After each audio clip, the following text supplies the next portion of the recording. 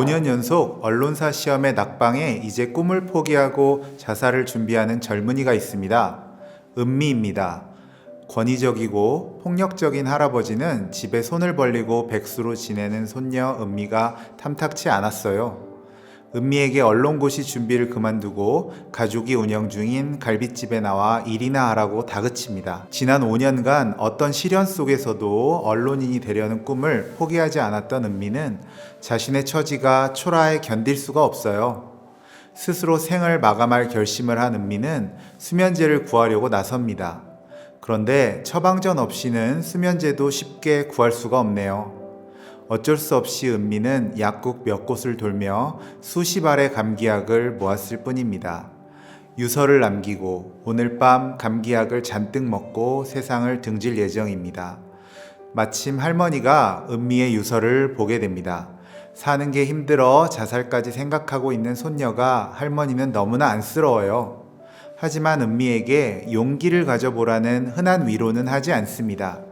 대신 미국에 살고 있는 자신의 딸, 즉 은미의 고모를 만나고 오라는 부탁을 하죠. 순이 고모는 은미처럼 똑똑하고 잘난 여성이었습니다. 가부장적인 아버지, 바로 은미의 할아버지 아래서 성장했지만 기죽지 않고 자신의 목표를 이루기 위해 흔들림 없이 노력했죠.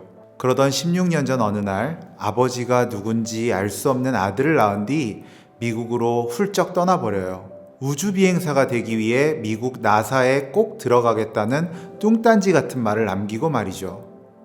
순이 고모는 가끔 한국의 할머니에게 우주비행사 훈련을 받고 있다든지 나사에서의 생활이 얼마나 흥미롭고 생동감 넘치는지에 대한 이야기를 적어 편지를 보내왔습니다. 한국의 가족들은 미심쩍기는 하지만 순이 고모가 정말 우주비행사가 되어 있는 줄 알고 있었습니다.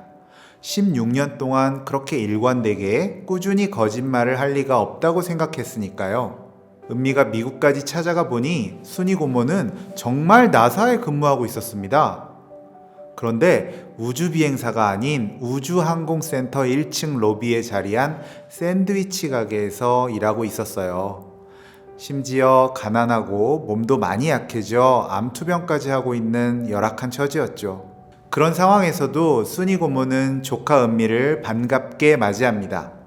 그리고 나사의 생활과 문화, 우주비행사들만이 알고 있는 달의 바다와 같은 은밀한 비밀들도 은미에게 한가득 이야기를 해줘요. 순이 고모는 진짜 우주비행사는 아니었지만 16년이나 그곳에서 샌드위치를 팔고 있었으니 나사의 터줏대감이나 마찬가지였겠죠. 순이 고모를 만나고 한국으로 돌아간 은미는 고모의 거짓말을 지켜주기로 합니다. 은미는 할머니에게 순이 고모는 아주 멋지고 근사한 우주비행사가 돼 인생의 목표와 꿈을 이룬 채 잘 살고 있다고 이야기해요.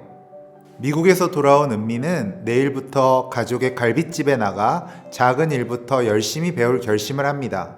은미는 순이 고모를 만나고 온 뒤 한층 성숙한 목표를 갖게 된 것 같아요. 갈빗집에서 일하기로 한 것은 기자가 되려는 꿈을 포기한 게 아니라 자신의 목표를 실천해갈 작은 디딤돌을 마련할 목적이었던 거죠.